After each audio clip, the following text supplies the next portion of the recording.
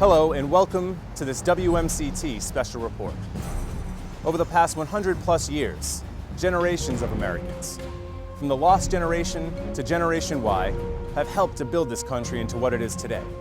However, one generation stands out above them all, the greatest generation. This title largely stems from their involvement in World War II. From the streets of Berlin to the shores of Okinawa, these brave men and women fought against dictators such as Mussolini and Hitler. Because of their service, the world is a much safer place. However, that safety came with a price. And in many cases, these heroes paid the ultimate sacrifice.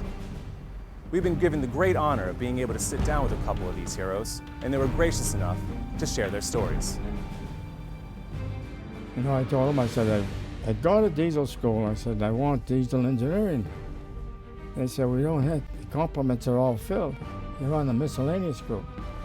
So that means nothing for a while.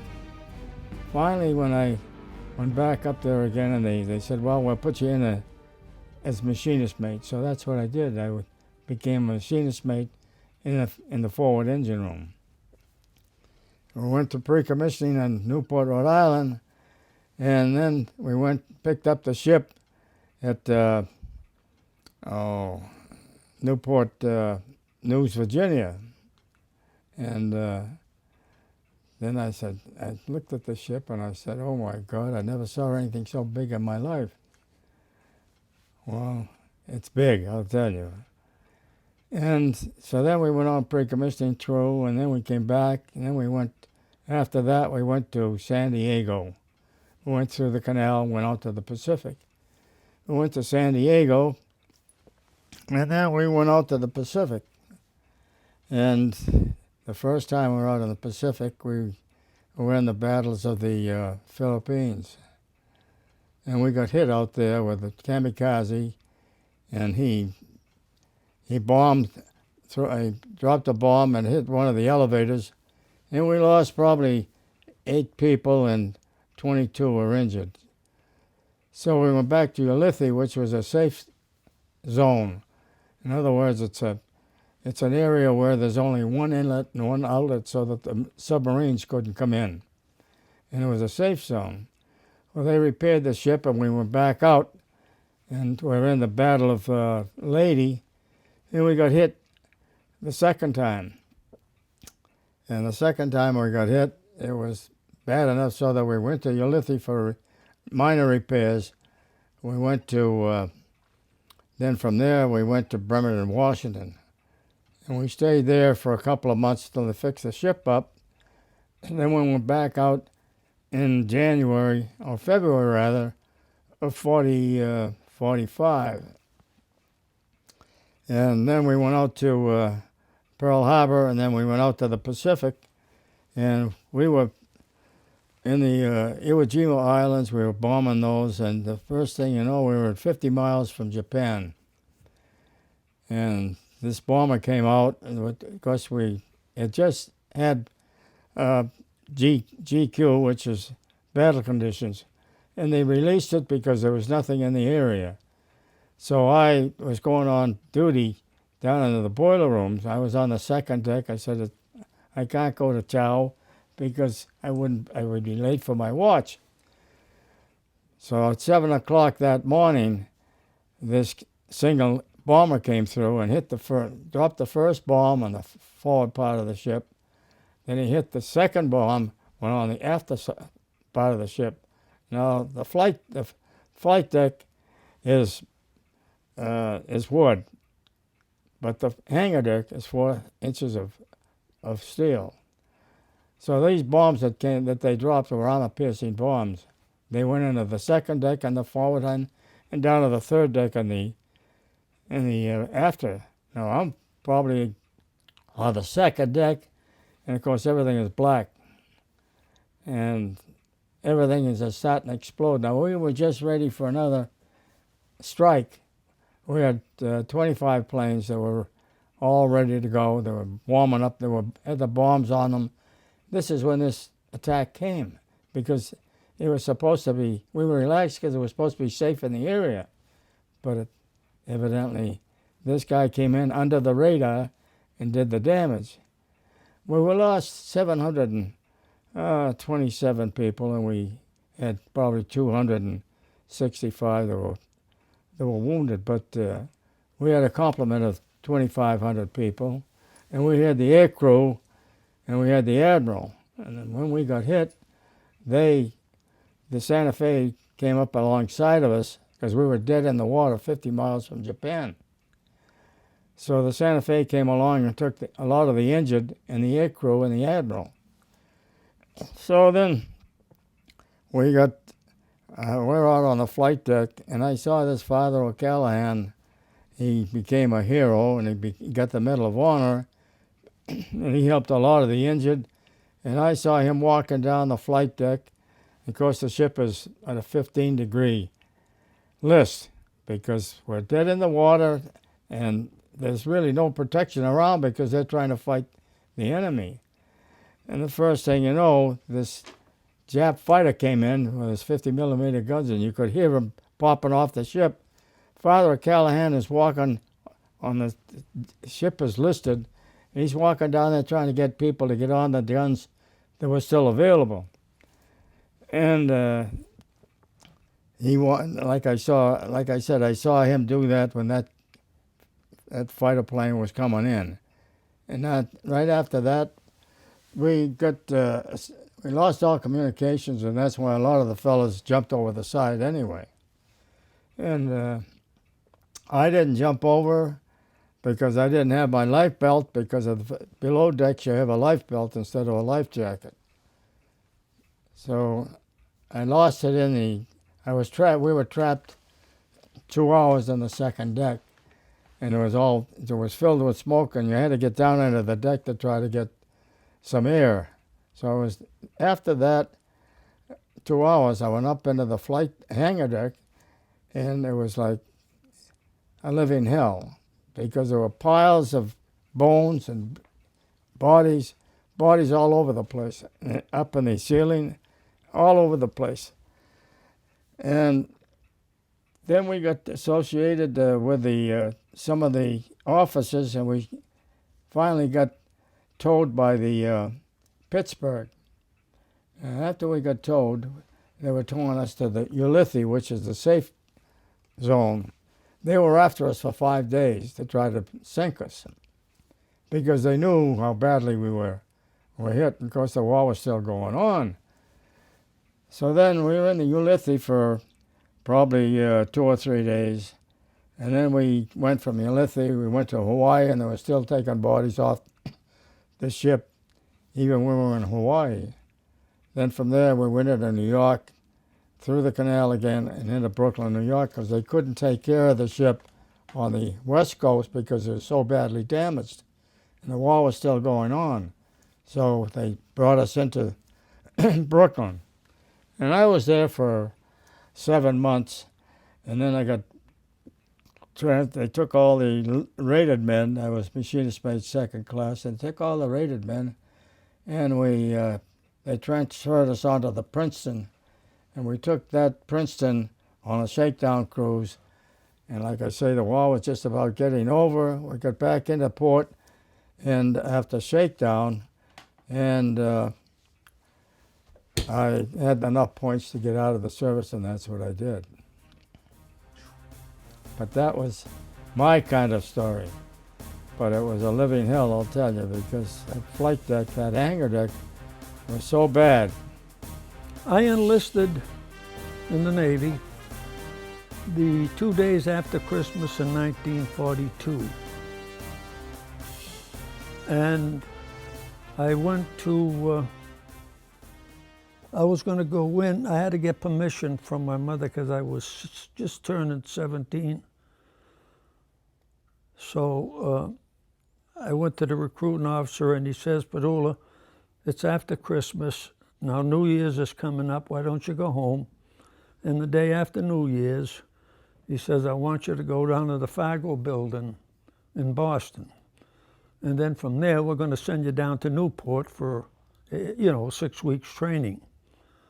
So after I got my training, they sent me down to Philadelphia. That's where the ship was docked, in Philadelphia.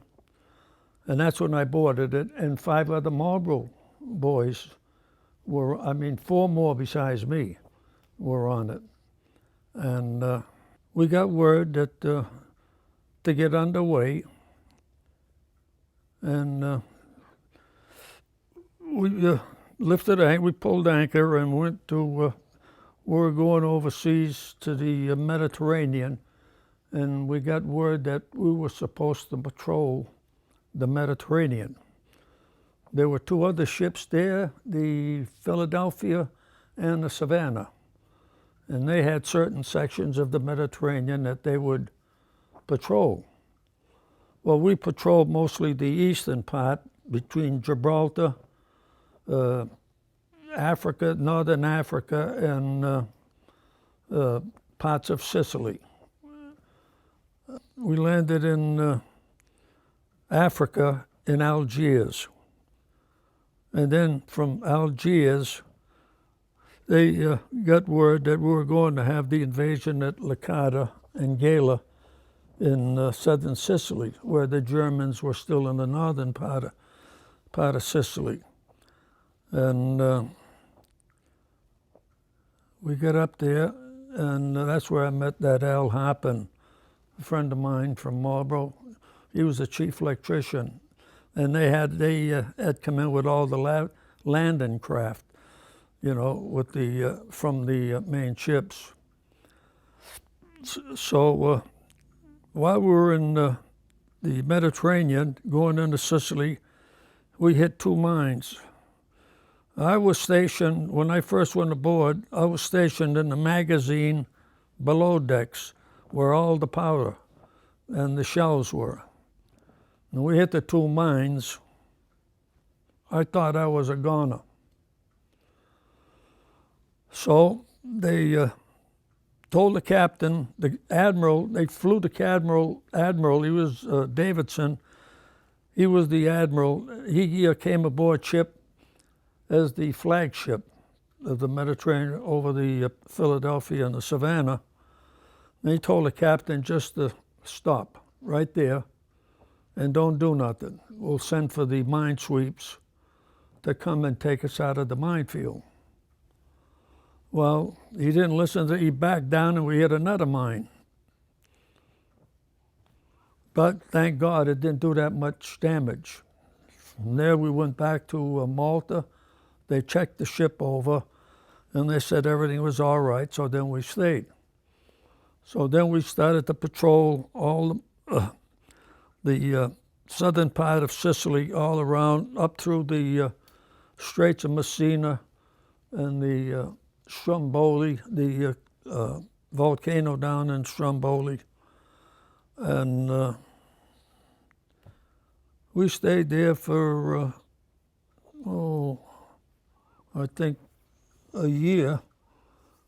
And then they summoned us back to the States, to the Brooklyn Navy Yard, in which they were going to blister the ship so it could carry more fuel. And while we were in Philadelphia, in the Brooklyn Navy Yard, my chief assigned me to the chief's quarters. I was their mascot. I would take care, their lunches and their breakfast and everything. And I got acquainted pretty good with him. And he asked me, he says, Pat, he says, do you want to do this? I says, no. He says, well, listen. He says, one of the fellows that was on the port catapult has been transferred. I'll give you the port catapult. So he gave me the port catapult, and the flight officer trained me on the catapult, when the planes, how to put the planes on, how to take care and maintain the catapult. And I did that for the rest of the time that I was in the Navy. And we were cruising around the islands and everything. I would shoot one of the planes off, which was Len Moss. He was a lieutenant at that time. And they'd showed recognition and see if there was any place that the English or the or the Americans wanted to, if they spotted a place or a bunker or something like that. And then he would land, and we would pick him up on a crane, an 8-foot crane, a mesh, with a hook on the pontoon that would hook onto the mesh, and then the winch man would wheel him in. And then you'd hook up on the crane, we'd pick him up and put him on the catapult. Now the catapult, to maintain the catapult, I had to grease the cables to make sure everything was all right, the carriage. The carriage would have a 2-inch aluminum ring on the end where the plane sat on.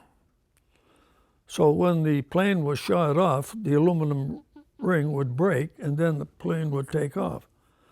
But now in the meantime, a 6-inch powder case went into the breech.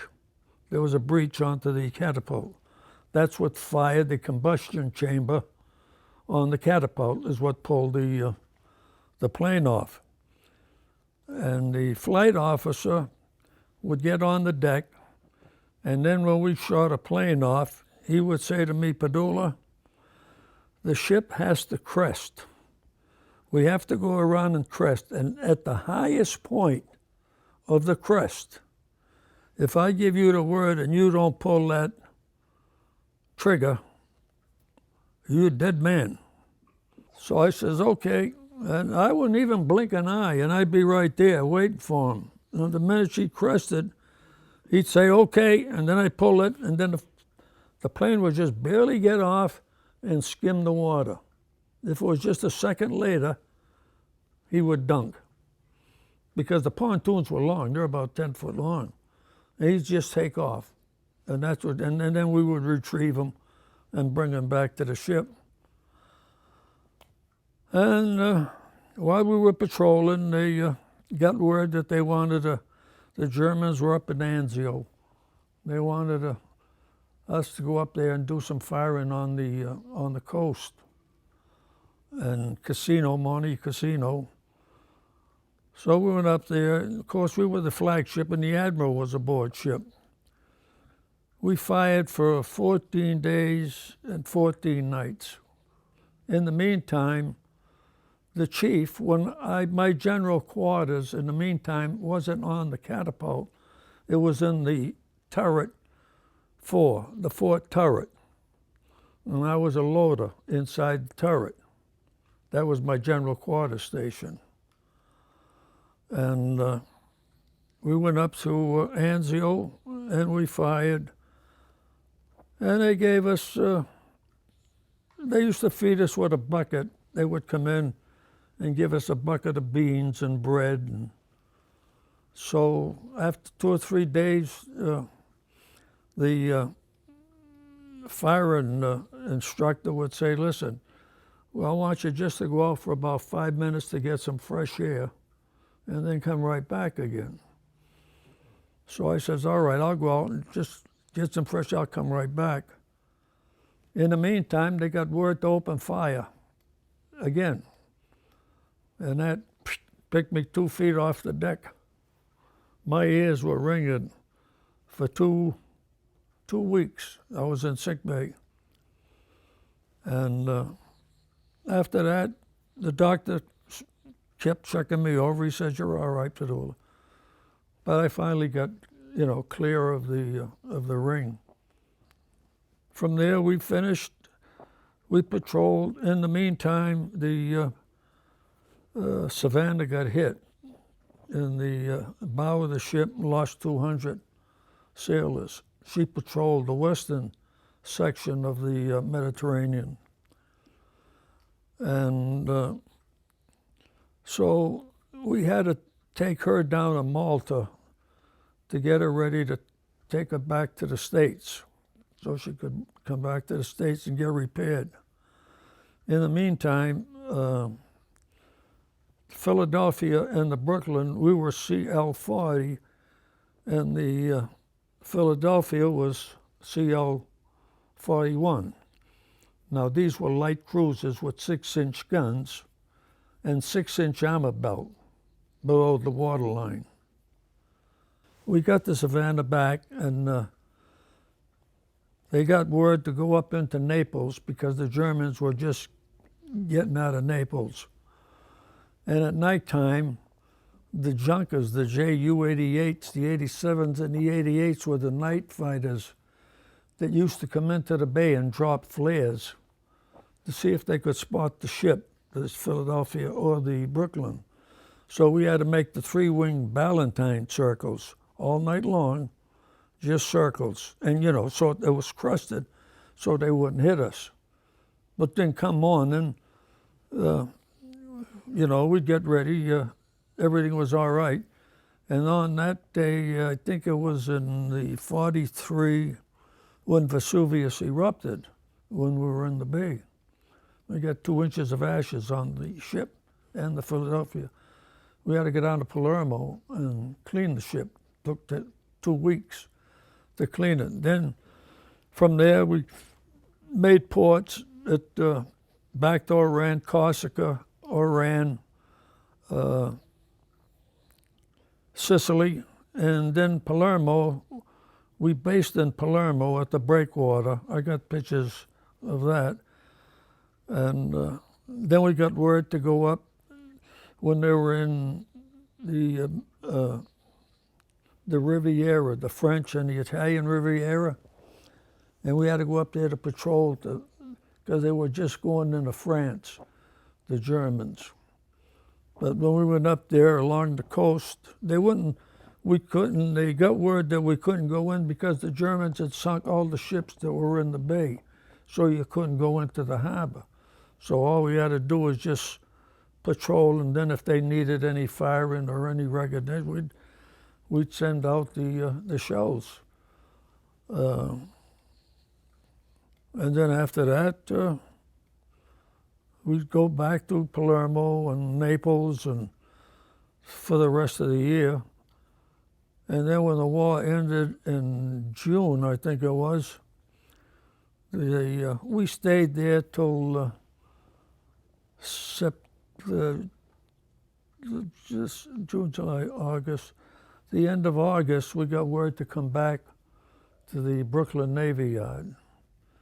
So when we came back to the Brooklyn Navy Yard, I was the second one off the ship because I had my mother as a dependent, you know, and the ones that had folks that had dependents, they were the first ones to leave the ship. And they shipped me over to Lido Beach in New York. So I got discharged for 3 days. You'd go and they tell you all about how, when you get out of the service, how to cope with it and you know, how to take care of things and just to make sure you were all right. So they gave us 3 days lessons on that. And then they gave us our discharge there. And that's when I came back. They bused us back to Boston. I got discharged September 28, 1945 is when I got out of the service. You go there thinking that that's probably, you know, you're not going to make it, you know. And what you do is you just pray, hoping that you do. And I mean, we were hit 3 times, and I figured that number 13 was my lucky number. That's the number of our ship. But it was quite an experience. I certainly wouldn't want to go through it again. It was an experience that I never thought I would get into, but I was still glad that I went into the Navy instead of the Army. I told that commander of the, up in, well, it was Fargo building at the time, the amphibious guys, I said, you know, I wanted to go on a ship because that's what I wanted the Navy for, but I never expected that. But it was still better. Now, those fellas that went out there, that amphibious group, they were getting ready for the Battle of the Bulge. And I met one of the fellas that were on there in Hawaii on our way back from the Pacific, and the group that I was in. And he said, you know, he said, it's lucky that you didn't go. He said, all of our group that was there, he said they had to man the English gunboats. And he said they popped every one of those boats out of the water. We lost almost every one of those guys. So that was the invasion of Normandy. That's what that training was for. And I said, well, I don't feel so bad. You're doing what I did, but he says, you were lucky, he says. He says, I wish I had gotten out of that too, but he says, I didn't know enough to go up and talk to the guy. No. But like I say, I went up 3 different times. And I was 21, I didn't care. Right. I mean, I was, and you know, to see all these young boys, that their bodies were all over the place. I mean, a lot of them were so young. I mean, they were 17, 18 years old. And it was, like I say, it was a living hell when I got out of there. When I got up into the hangar deck, it was terrible. I don't feel that I was a hero, no.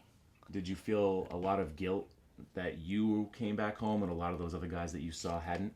Well, yes, you do feel that way because you know, everyone's trying to do the same thing, and to see how some of them died, it was pretty tough. I mean, you see bodies. You know, you're stepping over a big rumble, and you think it's just rumble. It's just trash.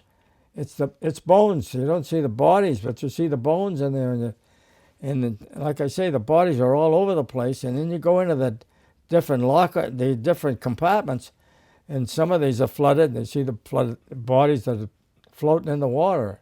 I mean, you see these young kids that, and of course, like I say, I was 21. I was older, and I felt bad for those kids too. But you know, you do what you have to do, and I mean, once you get in there, you have to do what they tell you to do. If you don't, you're in trouble. No, they welcomed me. My cousins, I had a lot of cousins that they all came over the house, and I mean, we had a little party. I told them to bring something around, we'll have a ball. Oh yeah, even when we were on our reunions, they would treat us. They'd recognize us, you know. And they'd always come up and say thank you for your service. But it was tough for the first year. I mean, after going through, I was only a kid, 17 years old. After going through what you go through, then it kind of takes time to get readjusted. The psychiatrists and the doctors were pretty good. And they, of course, the psychiatrist, we thought we were nuts. He was the one that was nuts, the psychiatrist. So he says, Padula, if you saw a submarine in the desert, he says, what would you do? I said, what would I do? If I saw that submarine, I'd run out and see if I could get torpedoes, and no matter what kind of a cannon, I'd blow that son of a gun out of the... He says, well, where would you get all the guns and the torpedoes? I said, the same place you got the submarine. What about guys today that go in and that go serve in Afghanistan or Iraq? What kind of advice would you give to them coming back home and trying to adjust from war life to being a regular civilian again? Well, you know, it's a lot different between that and the Navy, though, because they've gone through a heck of a lot. And they see it every day. They see the killing every day. They're killing, and their buddies are getting killed. I think that's a pretty rough thing. I think those are the people that you can say that are heroes, because they're defending people that they're not even defending themselves. I mean, you got these Iraq people they got demonstrations. There's a lot of those people that can bear arms and help instead of putting our people on the ground. But like I say, those people coming back, it's harder for them to adjust than it is, I think, for like when I went in. And they're seeing this every single day. I didn't see that every day. What kind of message do you want to send to the younger generations about your sacrifice, your buddy's sacrifice, and what it means to this country? Well, you know what I think? I think that every 18-year-old should have 1 year of the service. And they can find out for themselves what it is to defend this country. Because, I mean, you want to defend this country because it's a free country. There's no other country that's like it. And I mean, to appreciate what we have here, I mean, some of them take it for granted. And that's not the way to think. And if they went into the service for 1 year, which they did for a while, then they would be disciplined as to what this country is like. And they were, I think, to get better behavior, and I think when it comes time to defend the country, they're there to defend it. In closing, on behalf of WMCT and the City of Marlborough, we'd like to thank Padula and Nuncy Martino not only for their participation in this special, but their service to our country. Thank you.